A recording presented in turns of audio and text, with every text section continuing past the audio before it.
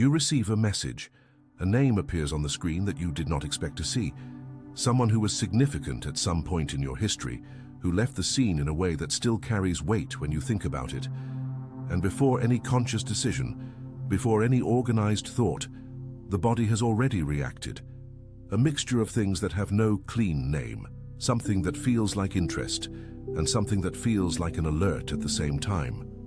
A simultaneous opening and contraction, the memory of what was good, and the memory of what it cost, arriving together without asking permission before you know what to do with them. This experience has a specific quality that is different from anything else, because it is not just the decision to respond or not respond to a message. It is the decision of which version of you will respond, whether it will be the version formed by the wounds of the history with this person, or the version that has been growing throughout the entire cycle that this series has described. Whether it will be the inner protector with the data of the past, or the discernment formed in the pause, in the silence, in the battle of identity from the previous episodes. This episode is about that decision, but not in the way you might expect. I am not going to tell you to say yes. I am not going to tell you to say no. I'm going to give you something more useful than any instruction regarding the result. I am going to give you the vocabulary to discern from which place you are responding, and the structure to distinguish between the instinct that is wisdom and the instinct that is a wound repeating itself. Because there is a difference, and learning to read this difference is one of the most consequential capacities you can develop. Stay here. What comes now will change how you read not only this specific situation, but the entire pattern of how you navigate connections that carry history. If you are not yet subscribed to this channel, do it now, because what we have built throughout this series only makes complete sense in continuity, and what comes in the next episodes will depend on what you absorb here. Attention, you need to prepare now. I put together an exclusive resource for those who feel set apart for something greater, but live surrounded by noise, distractions, and mental overload. This is a 30-day journey that will transform your life, a guided path to armor your mind and prepare for what's coming, with daily practices of focus, boundaries, and discipline. Stop negotiating with the noise. Learn to spot distractions before they control you and strengthen your mind.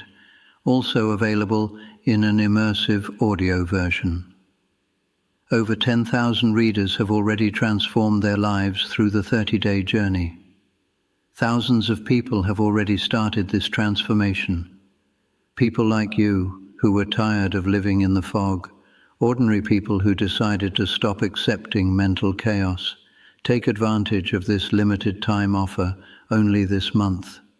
Access your link just below in the pinned comment. What happens in your body before any decision?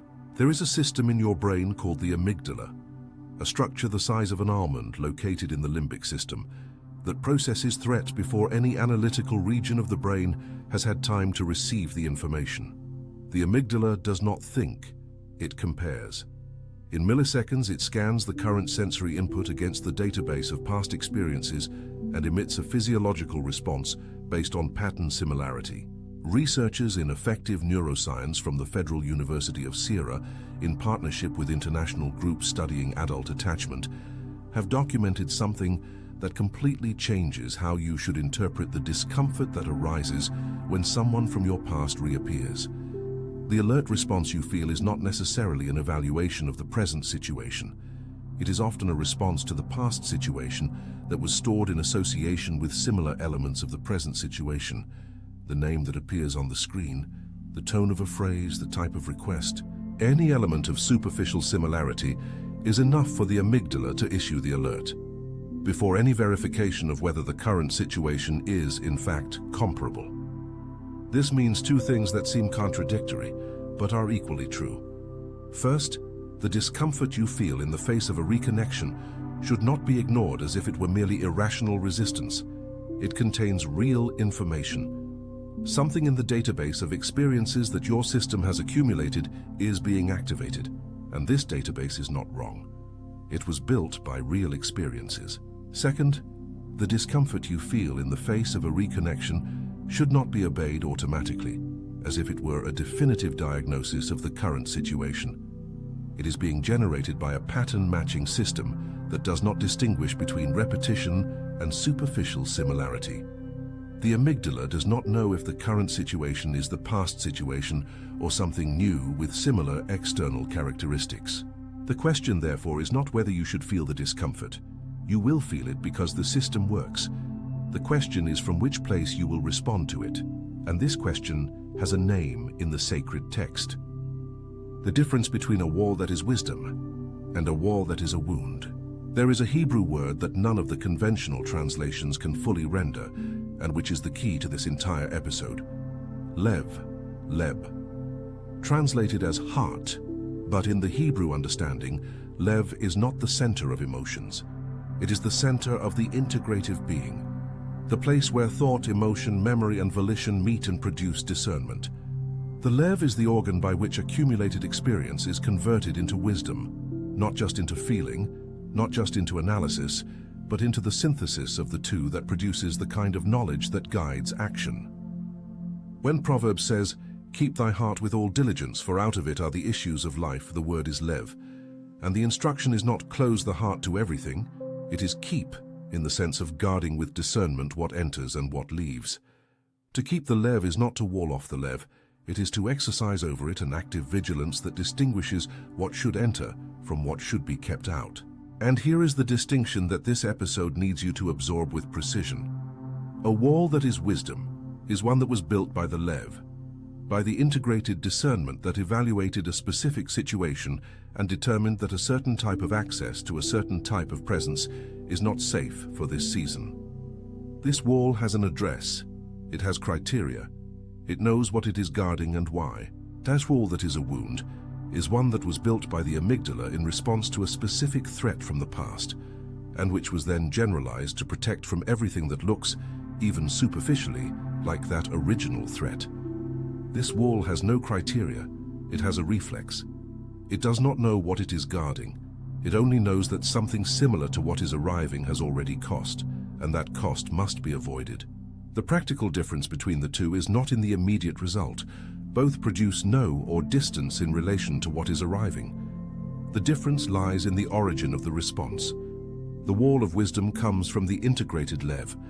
The wall of the wound comes from the survival system that operates before the lev has access to the information. And there is a second word that names exactly the capacity that allows one to distinguish between the two.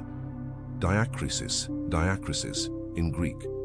Translated as discernment, but the root is krino, which means to separate, to distinguish, to judge with precision. Diakrisis is the capacity to separate what seems the same but is not, to distinguish between the repetition of a harmful pattern and the arrival of something genuinely new that has superficially similar characteristics, to read beyond the surface, similarity to the real nature of what is present. Paul in 1 Corinthians 12 lists diakrisis as one of the spiritual gifts and places this gift in the context of a community that needed to learn to distinguish what was genuinely of the Spirit from what was the appearance of spirituality without the substance. In other words, diakrisis is the capacity not to be deceived by superficial resemblance, neither in the direction of the impulsive yes, nor in the direction of the automatic no. You are not called to say yes to every reconnection that carries superficial spiritual characteristics. You are called to develop diakrisis, the discernment that reads beyond the surface and distinguishes what is genuinely significant from what is a pattern repeating itself with new packaging. And the three figures that come now will show how this discernment operated in lives you know. The three who knew which connection to cross. Boaz. Most readings of the story of Ruth focus on Ruth, on her courage to go to the field, her faithfulness to Naomi, her openness to the unknown. But there is a dimension of the story that is equally significant and rarely receives the same attention, the diakrisis of Boaz. Boaz saw Ruth before being approached by her. The text of Ruth 2 records that he arrived at the field, greeted the reapers, and then asked, "Whose young woman is this?" There was something that caught his attention before any interaction. And when the servant answered and explained Ruth's situation, the text records that Boaz went to her directly and spoke. He did not wait to be approached. He did not wait for the situation to develop. He recognized what he was seeing and acted with intentionality. And what he said to Ruth reveals the level of information that Boaz's lev had processed. "It hath fully been showed me, all that thou hast done unto thy mother-in-law since the death of thine husband, and how thou hast left thy father and thy mother, and the land of thy nativity, and art come unto a people which thou knewest not heretofore." Boaz was not responding to Ruth's appearance. He was responding to Ruth's record of character, to the Shem that had traveled before her, which Boaz-Lev had received and processed before any decision to approach. What the story of Boaz says to you is specific. Real discernment of connection is neither impulsive nor automatic. It has information underneath. It has the quality of what was observed in the other person's character over time, not just in what the other person presents at the moment of approach. Boaz did not give up his discernment to receive Ruth. He used his discernment to recognize what was present in Ruth. The distinction is total. And there is a third Greek word that today's episode needs to deliver: koinonia, koinonia, generally translated as communion or fellowship, but which in the original Greek describes a quality of connection that goes far beyond shared presence. The root koinos means in common, shared, mutual.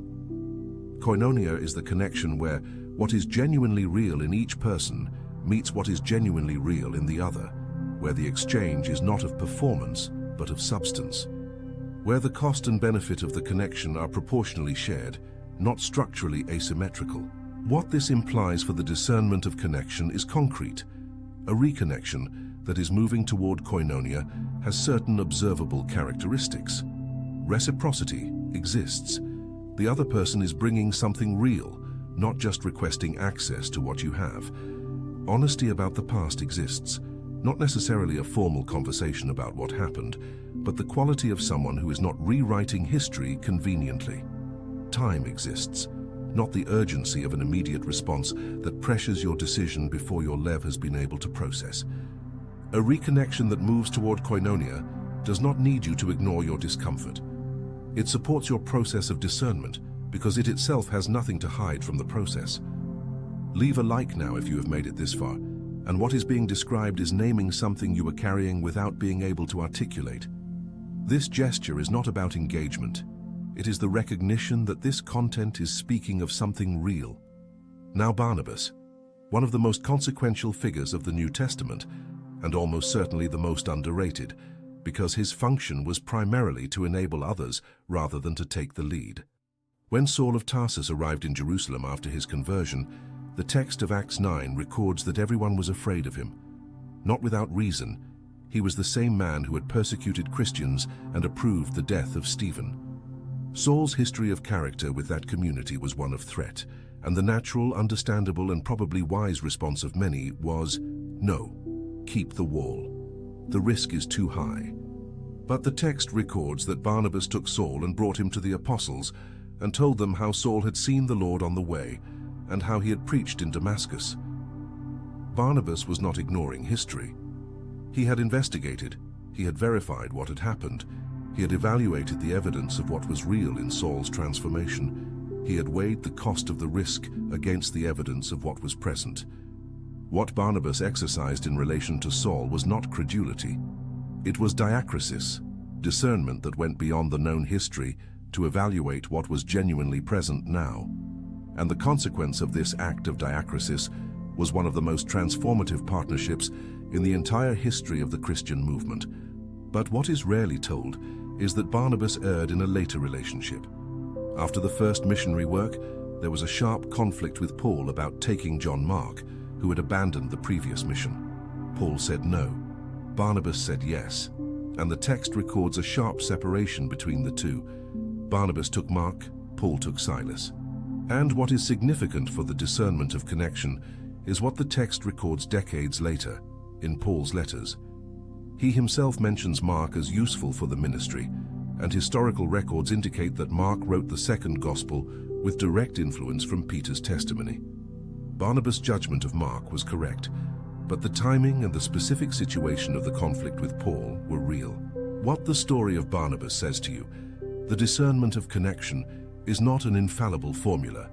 It is a capacity exercised with available information with openness to what is genuinely present, with a willingness to take calibrated risk, and which can still result in complex situations.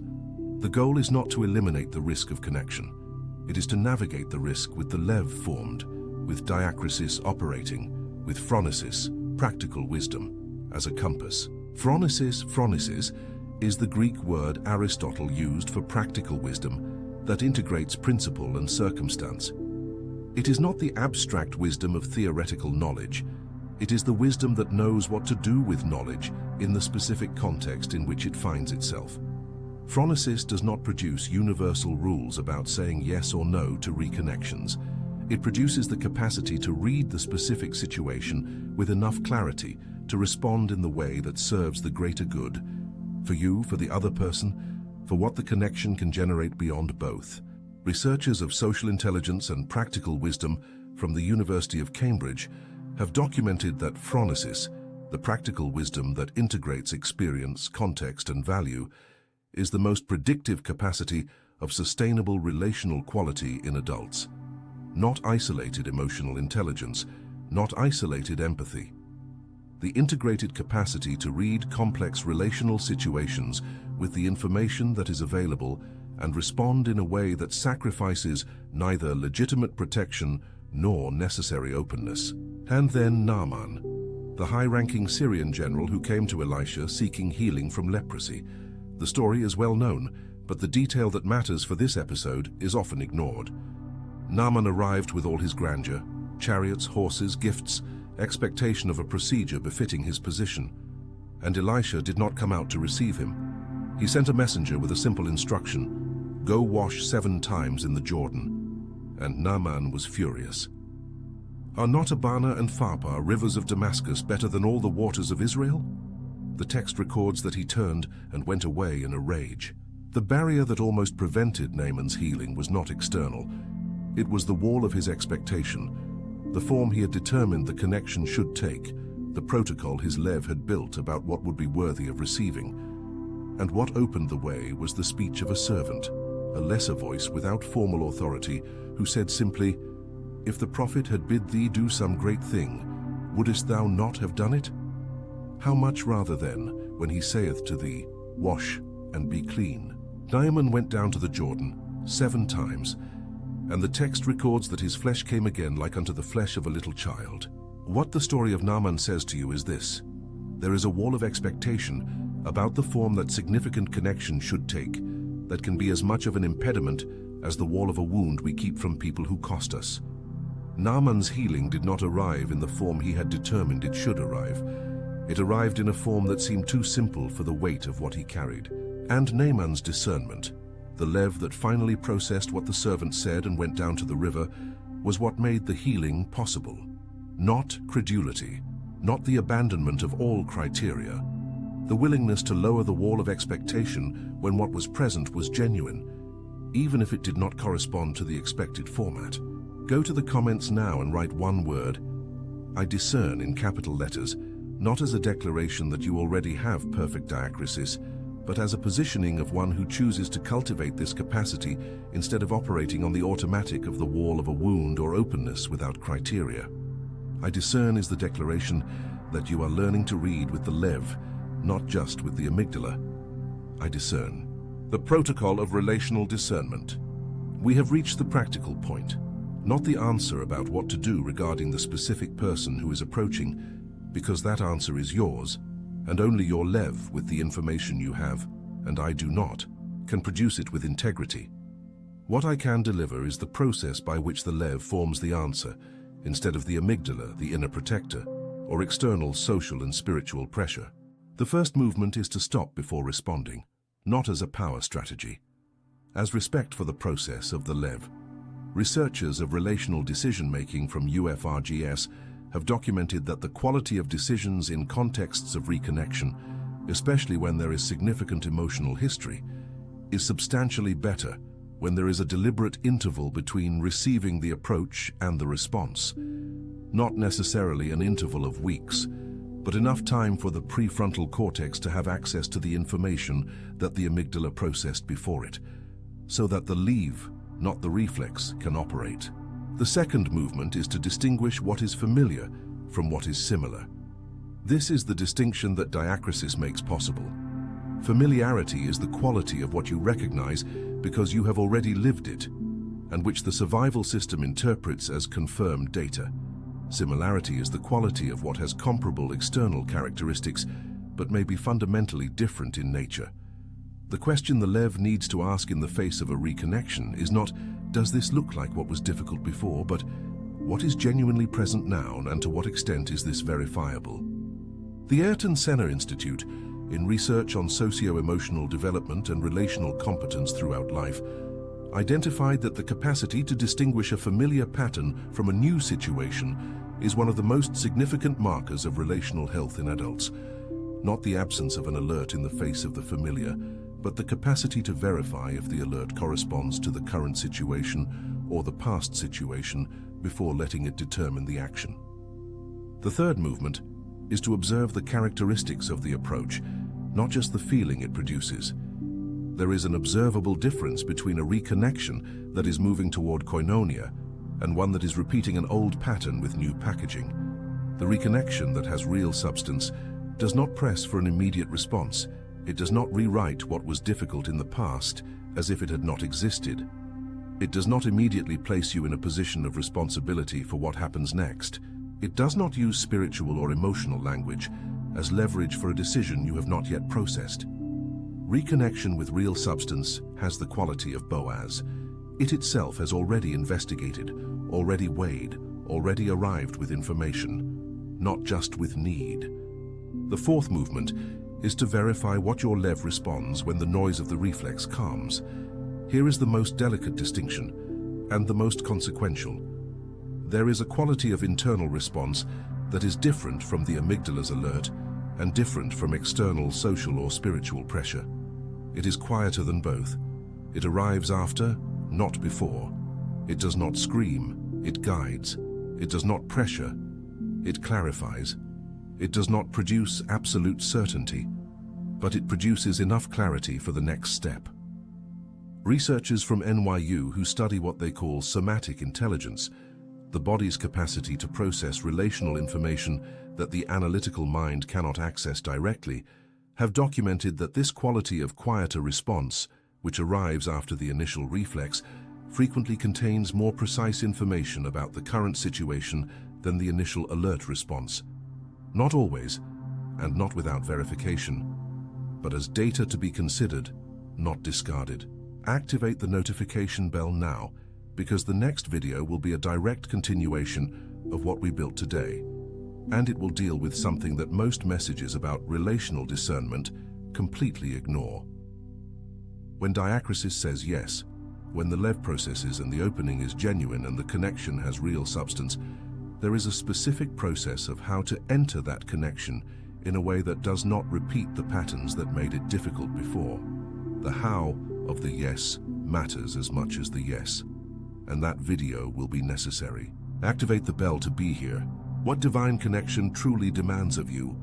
I need to close with something that the original title of this series of episodes did not say, but which is the most consequential truth this episode can deliver. You are not called to say yes automatically to every reconnection that arrives with spiritual characteristics. You are called to develop the Lev, the heart, as an organ of integrated discernment, sufficiently formed to know when the yes is a genuine opening, and when it is a repetition of vulnerability without criteria. This is not a lack of faith. This is what Boaz exercised before approaching Ruth, what Barnabas exercised before bringing Saul to the apostles, what Naaman finally exercised when he lowered the wall of expectation and went down to the Jordan. None of them abandoned discernment to open themselves to significant connection. None of them treated their discomfort as automatic evidence that the connection was wrong. Each of them exercised phronesis, the practical wisdom that reads the situation with what is genuinely present, not with the automatic reflex of the past. The connection that is genuinely significant will not demand that you abandon your discernment to receive it. It will support your process of discernment, because it itself does not need a rushed decision to be real. And if the approach you are receiving pressures for an immediate response uses language of spiritual urgency to hasten your decision, or rechains the past in a convenient way that erases what was difficult. These are pieces of information that your leave can process. You do not need spiritual permission to exercise the discernment that the sacred text describes as a gift. Diakrisis is not distrust disguised as spirituality. It is the capacity, cultivated, exercised, formed throughout the cycles you have crossed, to read what is genuinely present instead of responding to what seems familiar. And when the Lev says yes, when discernment identifies something genuine and the opening is real, the yes that comes from that place has a different quality from any yes that pressure would produce. Because it comes from a nefesh that knows what it is accepting, that knows what it is risking, that knows the cost and decides to move forward anyway. This yes has koinonia as its direction, it has phronesis as its compass, it has the Shem and the Kabod, the constructs of the previous episodes of this series, as its foundation. If you know someone who is in a situation of reconnection now, who is feeling that mixture of opening and alert, and does not know how to read what they are feeling, send this video now. Not so that the person uses what is here to justify any specific response, but so that they have the vocabulary to discern from which place the response is coming. Because sometimes the most valuable gift you can give someone in the middle of a difficult relational decision is the distinction between the wall that is wisdom and the wall that is a wound. And you can be the one who delivers that distinction. See you in the next video. Attention, you need to prepare now. I put together an exclusive resource for those who feel set apart for something greater, but live surrounded by noise, distractions, and mental overload. This is a 30-day journey that will transform your life, a guided path to armor your mind and prepare for what's coming, with daily practices of focus, boundaries, and discipline. Stop negotiating with the noise. Learn to spot distractions before they control you and strengthen your mind. Also available in an immersive audio version. Over 10,000 readers have already transformed their lives through the 30-day journey. Thousands of people have already started this transformation. People like you, who were tired of living in the fog. Ordinary people who decided to stop accepting mental chaos. Take advantage of this limited time offer only this month. Access your link just below in the pinned comment.